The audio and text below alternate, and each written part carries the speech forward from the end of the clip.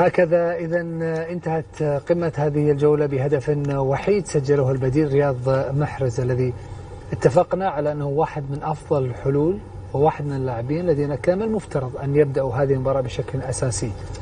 يعني ما يمر به محرز من فترة إيجابية كان المفروض أن يبدأ كأساسي. أكيد نعرفوا تغييرات جوارديولا في جل المباريات، يقوم بالتدبير، يغير بعض اللاعبين، يجلس بعض الحين اللاعبين يكونوا على المستوى على دكة الاحتياط. على كل حال في بداية الشوط الثاني قام بتغيير المدافعين بمعنى كانسيلو ووكر وأقحم لويس وكنجي كلاعب كقلب دفاع، ولويس كان في عمق الملعب فكلاعب وسط ميدان، والطرف الأيمن ثم برناردو سيلفا كان على الطرف الأيمن. لكن التغييرين اللي صنعوا الفارق تغييرات دكة احتياط قوية صنعت الفارق. محرز وجريليش استغل الخطأ، ومحرز هو اللي بدأ الهجمة بمعنى من الطرف الأيمن وأنهاها.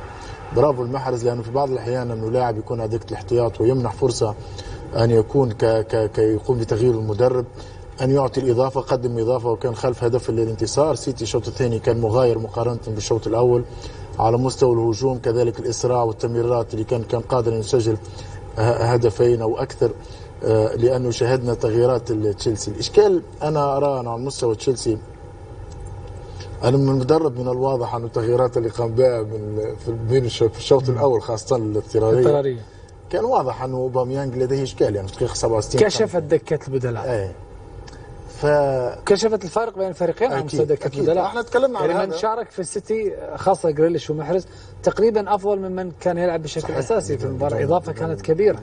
وهذه الفوارق الموجودة السيتي اللي يتفوق بها على جل الأندية الموجودة في البريمير ليج.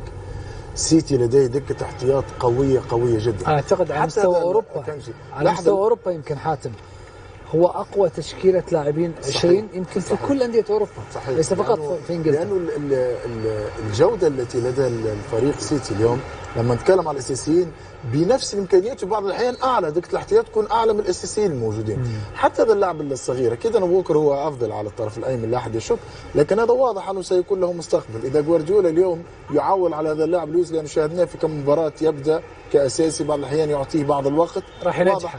واضح أنه سيمنح فرصته كاملة في المستقبل القريب. أكيد في مباريات كبيرة شامبيونز ليج ومباريات كبيرة سيكون ووكر هو الطرف الأيمن، لكن واضح أنه لم يكن راضي على جو ووكر وكانسيلو، ولذلك أراح في الشوط الثاني. لكن الأهم أنه اليوم لما قام بتغيير على مستوى الهجوم مباشرة قدم الإضافة، كذلك دي بروين كان أفضل من الشوط الأول.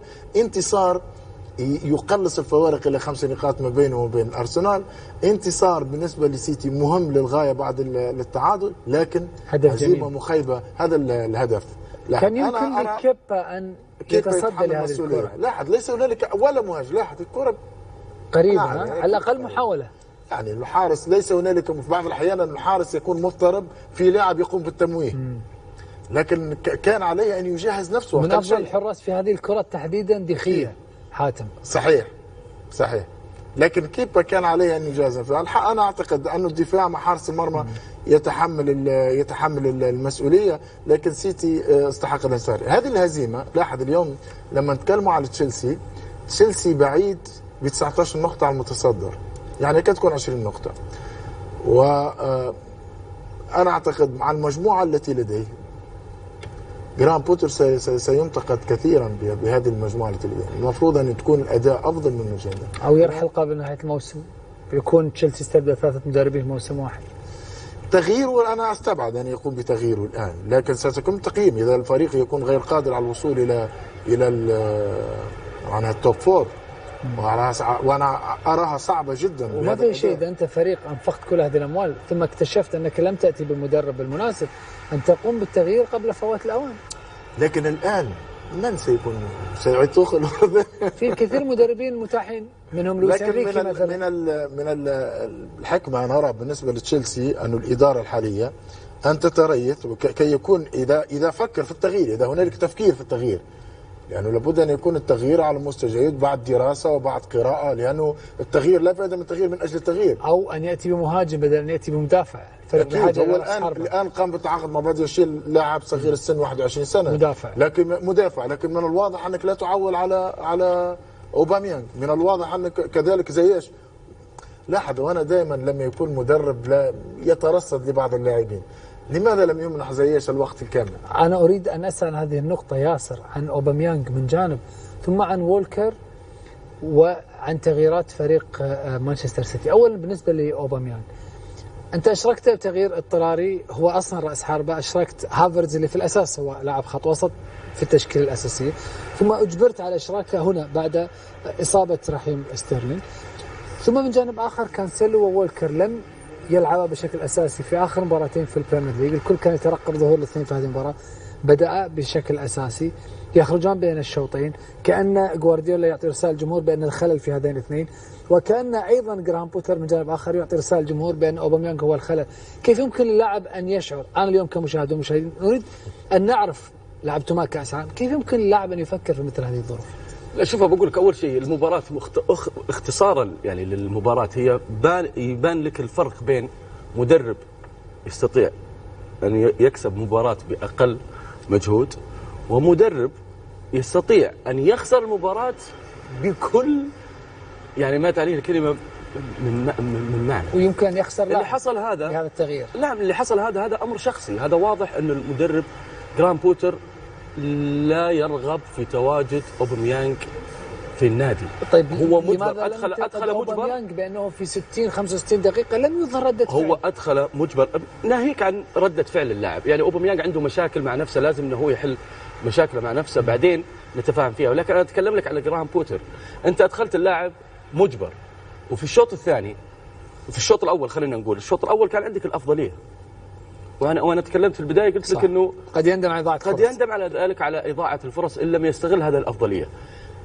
فما بالك انه بدايه الشوط الثاني يستمر جوارديولا في اعطائك الفرصه لبقائك على افضليه من خلال التغييرين التاديبيه. انا من وجهه نظري اشوف انها تاديبيه اكثر من انها كانت امتعاضيه، يعني رده فعل من جوارديولا على مستوى ووكر وكانسيلو. بس انت معها لانه ادخل لاعب ما شفنا اخطاء دفاعيه من جوارديولا مو جديد. لا جوارديولا مو جديد عليه، التغييرات هذه مو جديده على جوارديولا، يعني دائما حصلت مع محرز كثير مثلا، يتصيد بعض الاخطاء على بعض اللاعبين ويعاقب امام الملأ او امام زملاء، هذا امر تعودنا عليه جوارديولا. بس لكن كيف تشعر انت ياسر كلاعب؟ اللاعب طبعا يمكن ان تفقد مع الوقت الثقه في المدرب. هي الشخصيات تختلف، شخصيه لاعب عن اخر تختلف. في لاعب قد يعني تحبطه تماما ويخرج خارج الاجواء، يفقد مستواه، يفقد حتى اعصابه، ممكن رده الفعل تكون سيئه جدا للغايه، ومن خلالها ممكن يخرج خارج اسوار النادي. هذا صعب نشوفه لا من كانسيلو ولا من وولكر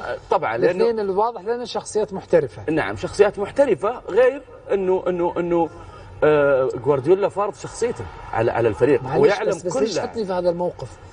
اوكي، بس انا اقول لك قوه جوارديولا التي يرتكز عليها هي انجازاته واسمه، وانه اكبر من الجميع. نعم، واكبر من الجميع، بك او بدونك ساحقق الانجازات، وهذا على ارض الواقع. فاي لاعب يحسب حساب، ولكن رده الفعل اللي حتكون من اوباميانغ امام جراهام بوتر مثلا قد تكون في اي لحظه، يعني ممكن تكون رده الفعل في وسط المباراه، لان المدرب اظهر نفسه بشكل سيء على مستوى الفريق بشكل عام. حمل أوباميانغ جزء كبير من مسؤولية الخسارة. طبعا حمل جزء من الخسارة. وقبل خروجه آخر 10 دقائق ربع ساعة كان يلعب في مركز الجناح الأيمن. بالضبط. أنت تعال شوف الهدف حق مان سيتي، من أسبابه التغيير في المراكز اللي عمله جراهام بوتر بين أوباميانغ وهافرتز.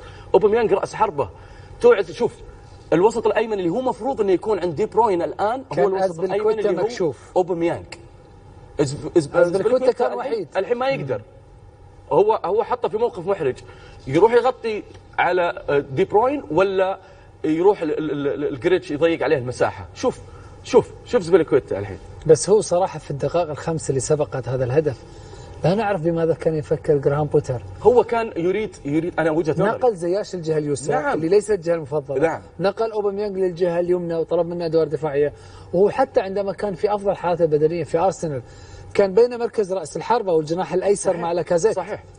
وانا اقول لك جراهام بوتر اللي يبدو لي ان جراهام بوتر لم يتوقع انه يكسب الافضليه في الشوط الاول على السيتي، ففي الشوط الثاني تلخبطت اوراقه بعد التغييرات اللي كانت اول تغييرين اللي هي لا تغييرين جوارديولا في بدايه الشوط الثاني بين الشوطين.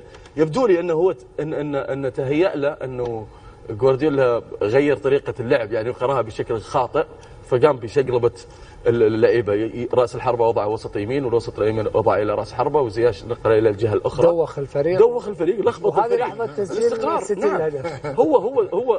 هو يعني لخبط الاستقرار اللي كان عليه الفريق والأفضلية. تسجل هدف طبعا العكس تماما. جوارديولا رجع إلى 3-4-3 بداية الشوط الثاني قبل تغيير سيلفا، خلى سيلفا على الطرف. آمن بأن الخلل موجود على الأطراف. هو عاد للمنطق. نعم. فسجل فريق. نعم. على الأقل من جانب الهجومي. هو آمن بأن الخلل وبمحرز. نعم، آمن بأن الخلل على الأطراف. أخرج فودن وسيلفا، وضع لاعبين مهاريين درجة عالية، محرز وجريليتش، وهذا تحصل على نتيجة المباراة. تحدثنا عن جوارديولا عن السيتي، دعونا الآن نستمع للسيد بيب جوارديولا متحدثا بعد فوز فريقه في ستانفورد بريدج. الشوط الأول كان محبطا للأمال، ولكن الخطة البديلة كانت ناجحة. لم نلعب بطريقة جيدة في الشوط الأول، حركنا الكرة ببطء شديد، وآسف لما حدث للاعبين في الشوط الأول، ولكن في الشوط الثاني تحركت الأمور وزدنا من السرعة، ومنذ الدقائق الأولى كان ذلك واضحا وجليا. هل تعتقد وأن التغييرات كان سببها تكتيكي؟ طبعا قمنا بتغيير لاعبين، ولكن المنظومة كانت نفس الأسلوب. الشوط الثاني ارتقينا إلى المستوى الذي نصبه. محرز عبر عن سعادة كبيرة، وجريليتش مرة له ترك الكرة جميل. هناك شراكة بناء بين جريليتش ومحرز. كل لاعب دخل كبديل حقق القيمة المضافة. دعنا نتحدث عن الصراع من أجل اللقب. تفصيلكم 4 نقاط الآن. كيف ترى السباق تجاه اللقب، وخاصة وأن ميكال أرتيتا هو يتصدر ترتيب؟ نادي أرسنال قوي جدا، لقد كانوا جيدين جدا. أدائهم ضد نيوكاسل أيضا كان جيد جدا، رغم أن النتيجة لم تكن في صالحهم. الشيء المهم في الوقت الراهن أننا متواجدين في المرتبة الثانية. كان هناك أسبوع كان بالإمكان أن تفصيلنا هو مقدار 10 نقاط، الآن تفصيلنا فقط 4 نقاط، ولكن كل المباريات المتبقية في الدوري الإنجليزي الممتاز ستكون صعبة، سواء كانت هنا أو في الأول ترافورد. وأعتقد يجب أن نفوز بكل المباريات على أرضية ميدان، على أرضية الاتحاد. السيد جوارديولا مدرب فريق مانشستر السيتي إلى صاحب الهدف الوحيد في هذه المباراة، الدولي الجزائري رياض محرز، متحدثا بعد فوز فريقه وقيادته للسيتي لهذا الانتصار المهم. السباق من أجل اللقب كان مهما جدا، واليوم كنا سعداء جدا بالحصول على النقاط الثلاثة. كان هذا هو الشيء الأهم. ما الذي حدث في الشوط الثاني؟ أين رأينا وجها مختلفا للمانسيتي مقارنة بالشوط الأول؟ كنت على دراية بما يحدث. تحدث هذه الأمور في بعض الأحيان. في الشوط الأول كان مقبولا، ولكن لم يكن سيئا. الشيء الجيد أننا بقينا في المباراة ولم نتقبل هدفا في الشوط الأول، وفي الشوط الثاني عدنا إلى الأسلوب المعهود ودخلنا المباراة من الباب الكبير وسجلنا هدفا وحافظنا على دفة الشباك. وقد خرج كذلك محرز من الباب الكبير بعد أن سجل أول أهداف الشخصية في مرمى تشيلسي في ستانفورد بريدج، وقاد فريقه الفوز بهذه المباراة. بقي أن أشكر